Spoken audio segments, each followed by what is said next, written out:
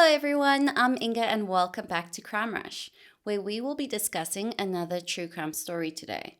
So if you're a true crime enthusiast, make sure to take a quick moment and subscribe to the channel and also leave a like to show your support. Now today's case is really something. It's got a lot of interesting elements to it. It's got religion, it's got a murder for hire plot, it's got the dark web, some cryptocurrency, and even some infidelity. This case just has it all.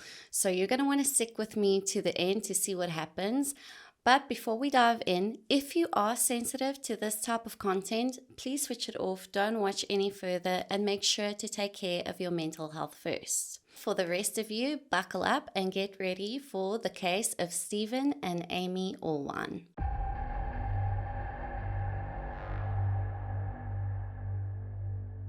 Amy grew up in St. Paul, Minnesota, and she dedicated her life to her Christian faith and to helping others.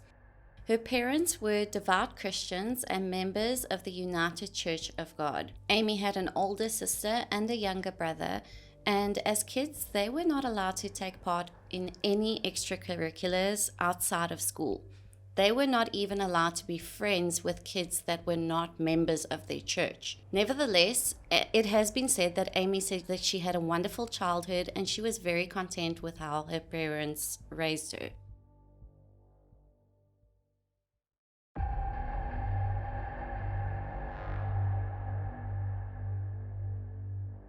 Stephen Allwine met Amy while they were both students at the Ambassador College in Texas.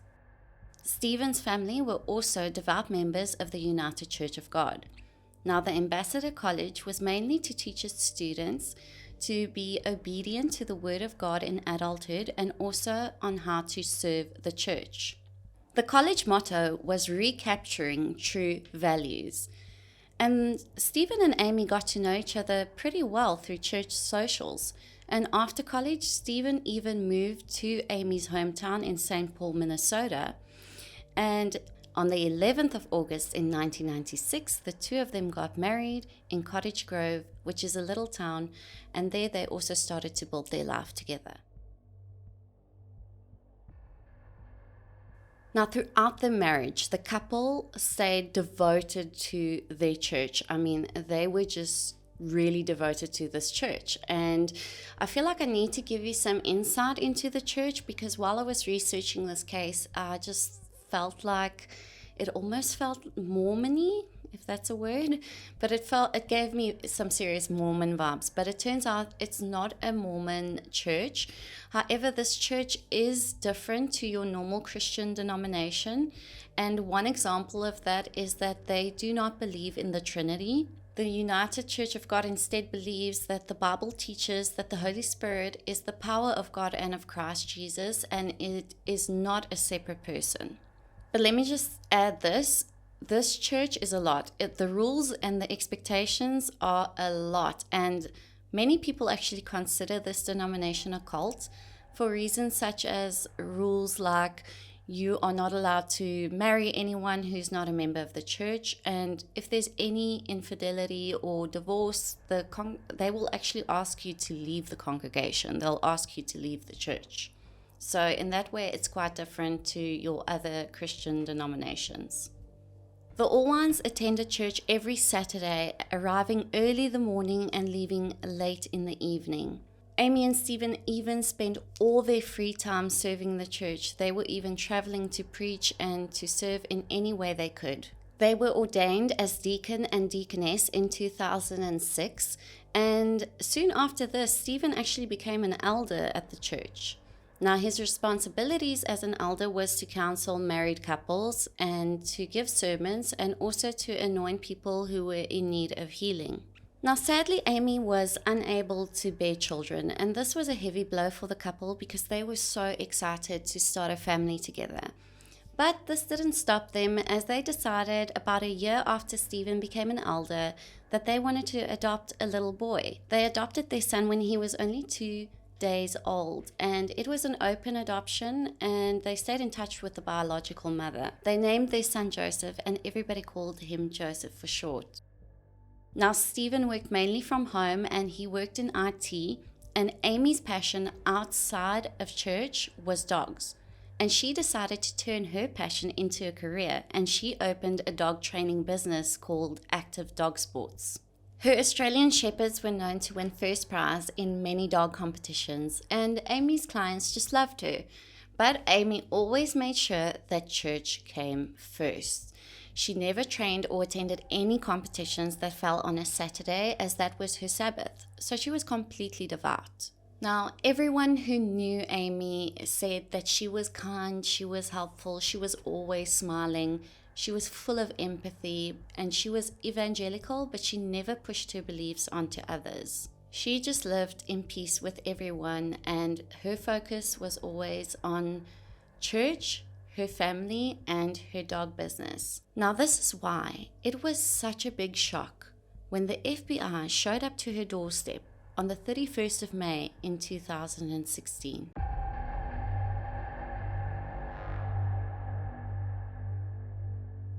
The day the FBI knocked on the Allwine's door, Amy was not home. Stephen answered the door, and the FBI insisted that they needed to speak to Amy urgently. So the next day, Amy and Stephen went together to meet the FBI, and this is where they informed her that they had come across a threat on her life. Hackers had broken into a hitman for hire website on the dark web called Besa Mafia.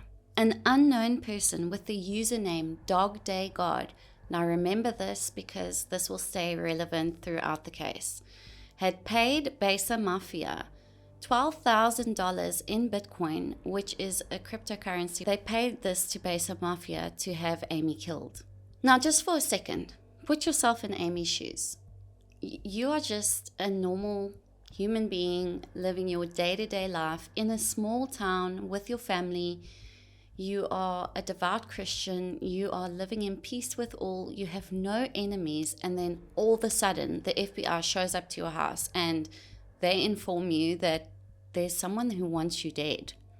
I would be shocked. Even with my life, I can't think of anyone who would want me dead. If the FBI had to tell me there was a hit out for my life, I would be so shocked. I wouldn't know what to think. But before we go any further, let's have a look at Besa Mafia. I mean, who was this group? Well, Besa Mafia claimed to be an Albanian criminal organization who operated a murder-for-hire website on the dark web. In February of 2016, a bunch of blog posts referencing Besa Mafia popped up on the surface web and provided the onion link. The owner of the site called himself Yura. Besa Mafia even had reviews on their site, but of course they were all paid for because, I mean, who would pay to have someone killed and then write a review on it and place it on the internet? Nevertheless, this somehow gained them credibility still. On the 20th of February 2016, an anonymous contribution was added to an internet assassination page stating, "All hitman sites are fake, except for Besa Mafia." Now this grabbed the attention of Chris Montero, a cybercrime researcher. Chris investigated Besa Mafia, and he declared it a fake on his blog for many reasons. Now, Besa Mafia ended up seeing this blog and they contacted Chris and even started threatening them. They even went as far as to upload a video of them torching a car and dedicating it to Chris. But this didn't scare Chris off. In fact, he decided to join forces with someone going by the pseudonym Judge Judy. Together, they did multiple silent hackings and were able to gain access to all messages sent and received by Besa Mafia. Now, they could determine that this site was indeed fake, but they came across a very real hit list. So Chris decided to take this information to the police, but this was a frustrating process because they kept referring him to different departments. They didn't know who could deal with this. Now, around this time, there was also a major file dump which contained all there was to know about Besa Mafia. All their messages, the profits they made, their hit lists, and even their passwords.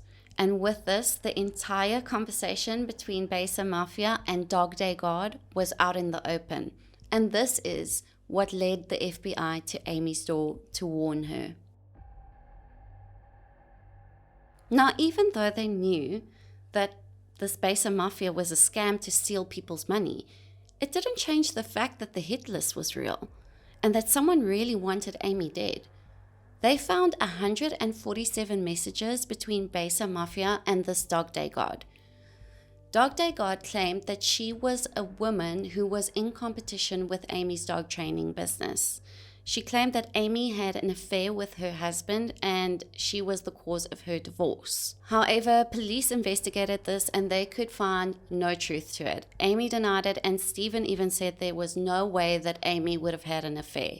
It just wasn't who she was, and nobody believed it for 1 second. This really scared Amy because she couldn't think of anybody who would want her dead. She just simply had no enemies. And the Allwines started fearing for their lives. I mean, especially Amy's, of course. And they decided to install an extensive security system. They got cameras, they got motion detectors, they got a video ring doorbell. And Stephen even applied for a permit for a handgun and ended up getting a 9mm. Now, several weeks went by and the Allwines started to resume their normal day-to-day life. And after a while, they thought perhaps they could just put all of this behind them. But unfortunately, this was not the case, of course, because on the 31st of July in 2016, a very upset Amy contacted the FBI agent and informed him that she was receiving threatening emails, and it was from an anonymous email address. And the person called herself Jane and stated that if Amy didn't self-delete, that her family would be harmed.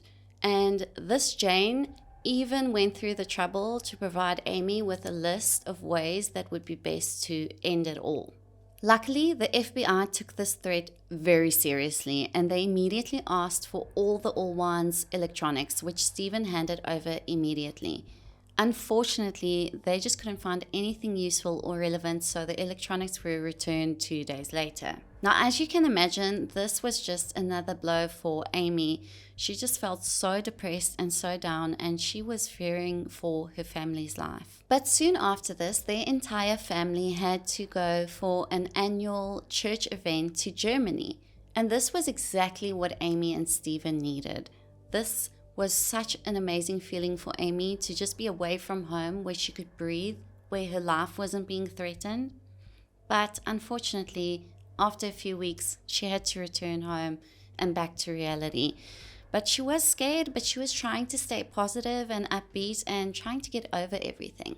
But on the 13th of November in 2016, a neighbor noticed a thick cloud of grey smoke coming from the Allwines wood burner.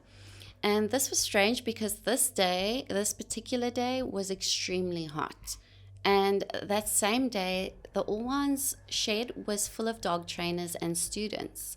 Amy would sort of let out her shed for dog trainers online, which they could just book, and they would often use it.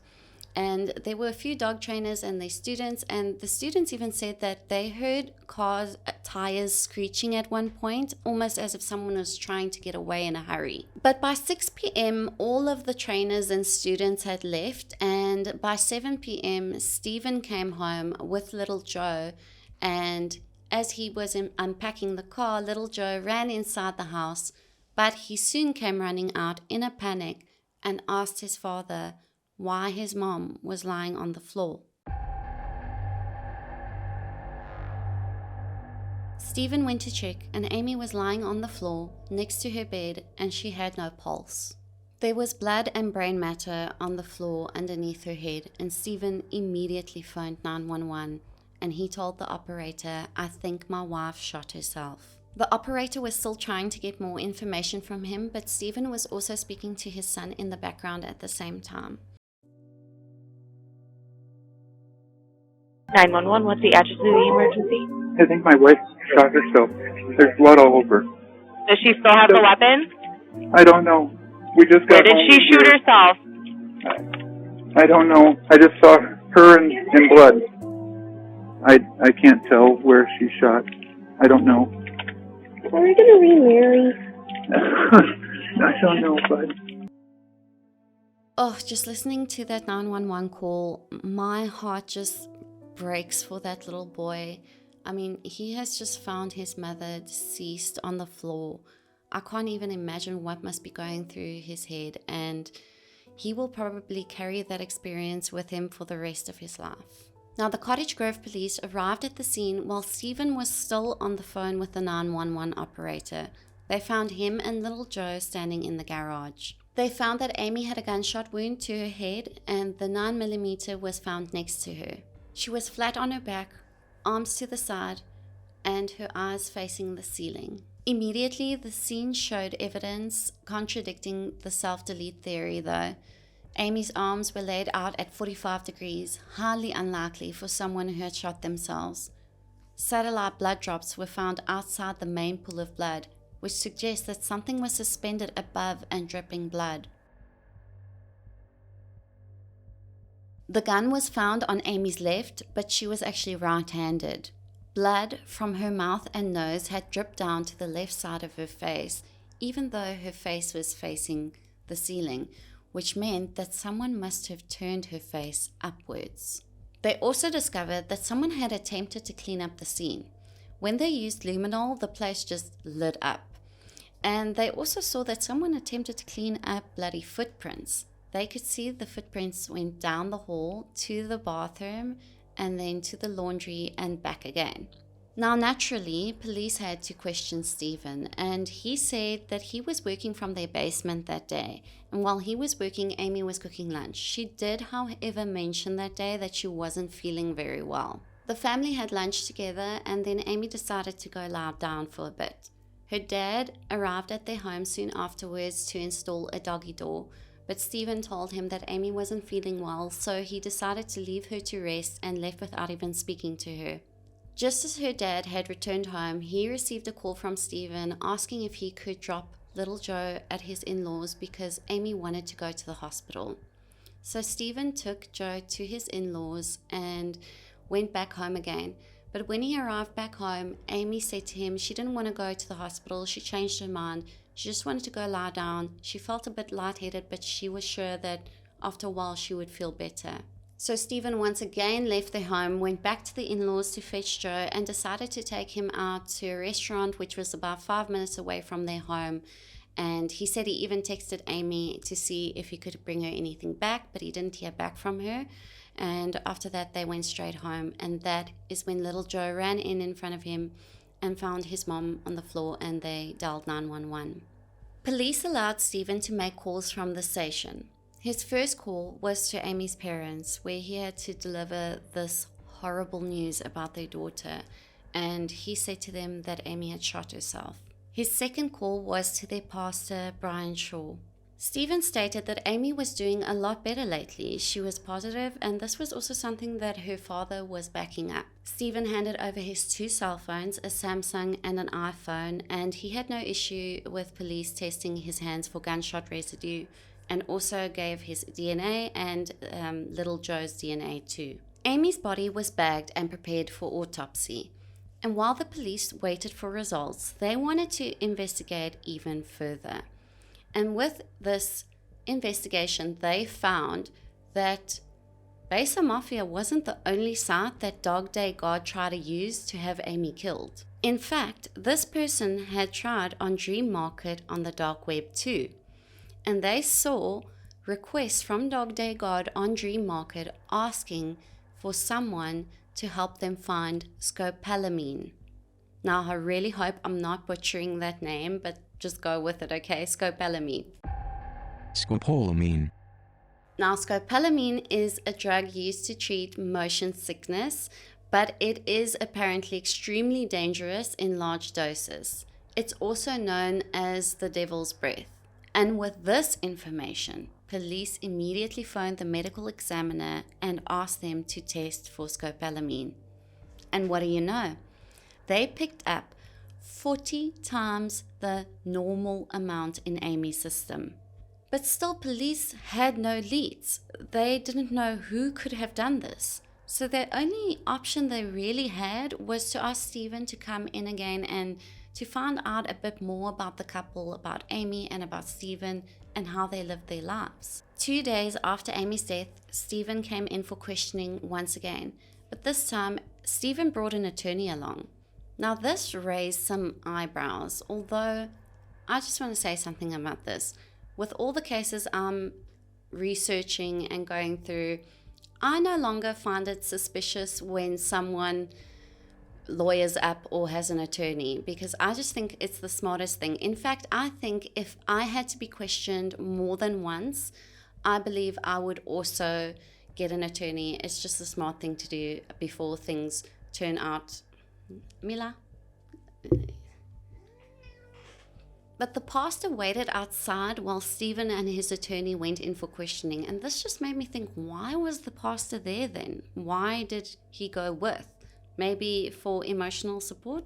I don't know. But Stephen stated he didn't want the pastor inside of the questioning room because he didn't want him to know that Amy had self-deleted, because this was just a big no-no in their church. Now, this was a 2-hour interview, and police were sharing their findings with Stephen. They shared how they found the messages on Dream Market on the dark web and also the scopolamine. And Stephen was shocked. I mean, he didn't understand who this could be. So police decided that they wanted to dig a bit further into Stephen and Amy's marriage and see if they could uncover anything there or find out something that may help them. And shockingly, Stephen admits to having an affair. However, he said it ended years ago and it was brief, and it was with a lady called Michelle. And he also said that there were definitely no other affairs other than the one he told them about. So this is obviously never a good thing. Whenever someone's spouse dies and the police find out that there was infidelity, obviously this is a big warning sign. So police decide to investigate even further, because you can't lock someone up for being unfaithful, but they had a feeling that there was more to the story, and boy, were they right. So they decided to try and find other cases that may have similarities to Amy's case, and or maybe that were linked to her case. And what do you know? One popped up. Someone had reported in March of that same year that they had been scammed and that their Bitcoin was stolen online. Now, remember, Cottage Grove was a small town, and most people, including police, didn't even know what Bitcoin was at this point in time. But get this, when they checked on who filed this report, it was none other than Stephen Allwine. Now, this was just too big to be a coincidence, because this report was filed around the same time that Dog Day God had made payment to Besa Mafia. So what are the chances of that? So police got a search warrant and they seized over 60 electronic devices from the Allwine's home. Specialists were able to uncover some evidence from Stephen's MacBook Pro. They found a search for the software that would allow him access onto the dark web. Shortly after the first message from Dog Day God to Besa Mafia, the MacBook was used to search for Bitcoin. It was also used to look into Amy's life insurance. Then detectives found their biggest clue yet, a 34-digit code, which turned out to be a Bitcoin wallet address. But this was found on Stephen's computer, and it matched the code that was sent to Besa Mafia. Gotcha, Stephen.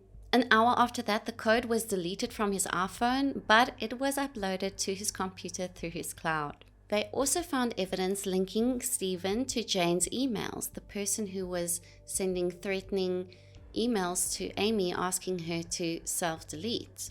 And also the test they did on Stephen came back and it tested positive for gunshot residue on his right hand. They also found evidence of multiple affairs and even that Stephen had paid for sex. 2 months after Amy's death, Stephen Allwine was arrested and charged with second-degree murder. He made bail and returned home. 2 months later, he was back in jail after being indicted for 1 count of first-degree premeditated murder. He remained there until his trial took place in January of 2017. Okay, now let's talk about Stephen's defense for one moment. I'm smiling because this made me laugh, because Stephen's defense was that he had been hacked. Now, I don't know how he thought this was the best idea because there was just so much evidence against him. But nevertheless, the jurors didn't believe this either. And after only 8 hours of deliberation, they found him guilty and gave him a life sentence. Stephen showed no remorse. And to this day, he actually still claims that he is innocent. Now, I have to hear your opinion on this, and I need to know, is there someone out there that thinks that it's even a possibility for this man to be innocent and that he was hacked? Because we have to take into account all the evidence, the gunshot residue, the emails that he was linked to, I mean, the multiple affairs. There's just so much. The Bitcoin wallet address. In my opinion, there's no way. There's just no way this man is innocent. No way. But there are a couple of things in this case that truly just make me so angry. And I think the first one I want to mention is the 911 call. This man actually sounds so creepy on this call. He actually reminds me, when I hear him, he reminds me of Warren Jeffs. He just gives me that vibe.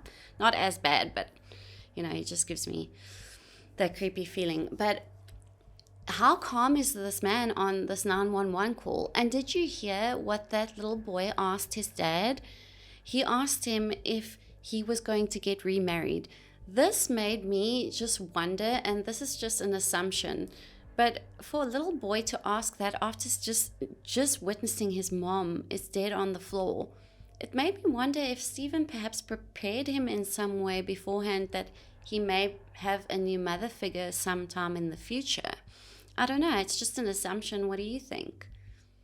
Then this is a big one. This really bothers me.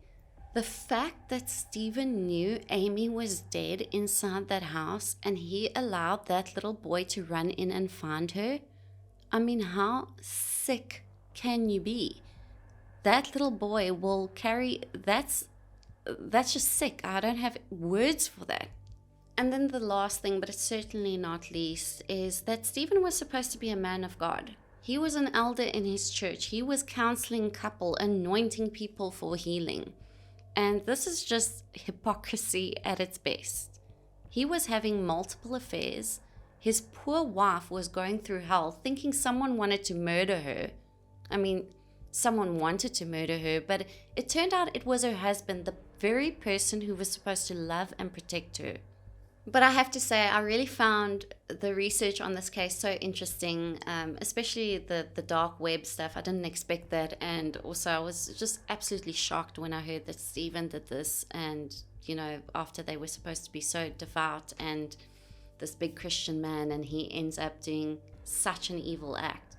But like I said, I'd love to hear your opinion. I'd love to hear your thoughts. Leave me a comment. Tell me where you are, where you're from. And please remember to like this video, and also do me a favor and let me know if there are any cases that you'd like me to cover. I mean, it's always a difficult process for me to decide which case to do next, and I always try and find something that is a bit lesser known. So if you know of something, pop it in the comment section and I will see what I can do. But other than that, I'd like to thank you for watching today, and I hope you will have the best day.